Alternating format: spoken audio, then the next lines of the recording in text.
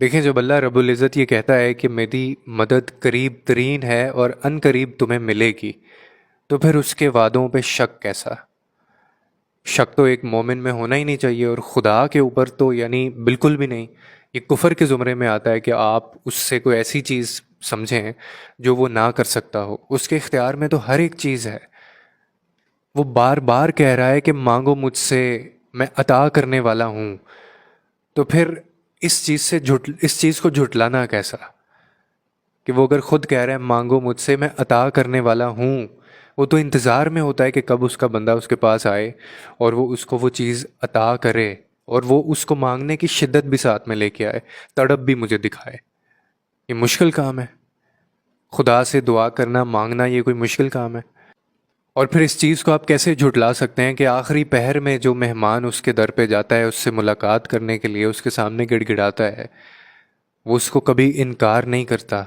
وہ انکار کر ہی نہیں سکتا۔ وہ کہتا ہے مجھے حیا آتی ہے کہ جب میرا بندہ مجھ سے کچھ مانگ رہا ہو اور میں اس کو نہ دے پاؤں وہ چیز۔ یعنی مجھے سمجھ نہیں آتی کہ ایک بندہ تہجد اگر پڑھتا ہے، وہ رات کے اس پہر جاتا ہے اپنے رب کے پاس، تہجد پڑھ کے دعا مانگنے والے کو یہ کیسے گمان ہو سکتا ہے؟ اس کو دعا نہ قبول ہونے کا گمان بھی کیسے ہو سکتا ہے؟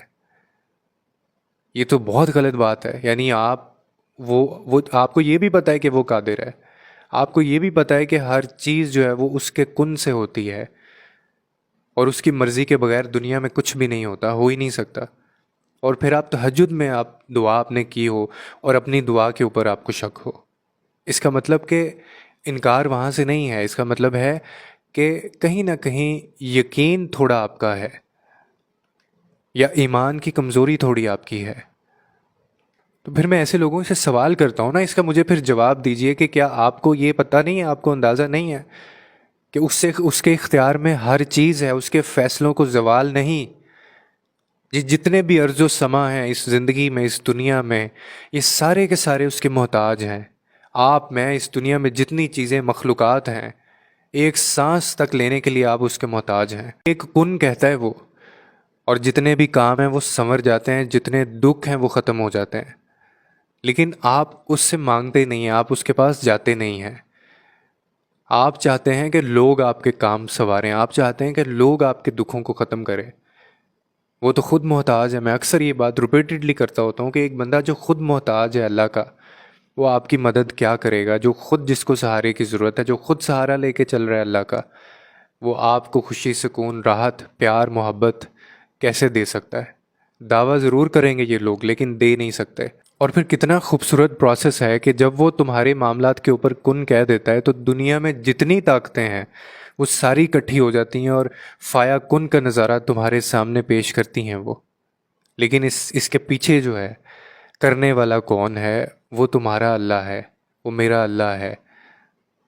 تو اسی لیے نا امیدی، مایوسی کفر ہے۔ آپ کو پتہ ہے یہ جو نا امیدی ہوتی ہے نا، یہ اس کی ذات و صفات سے انکار ہے، انکاری ہے یہ خدا کو ماننے سے۔ یعنی اللہ اتنے اختیارات رکھتا ہے اور آپ کو اس پہ گمان ہے، آپ کو اس پہ شک ہے۔ یہ انکار کرنا کہتے ہیں اس کو۔ کبھی زندگی میں مایوسی اور کبھی زندگی میں نا امیدی کو جگہ نہ دیں، مت آنے دیں اس کو اپنے اور اپنے اللہ کے درمیان۔ چاہے جیسے بھی حالات ہوں، جتنے بھی مشکل حالات ہوں، آپ کو مایوس اور نا امید نہیں ہونا۔ دعا کرتے رہیں، انتظار کرتے رہیں، صبر کرتے رہیں، برداشت کرتے رہیں۔ قسم خدا کی جو شخص یہ چیزیں سیکھ گیا نا زندگی میں، وہ کبھی اس کو زوال نہیں آ سکتا۔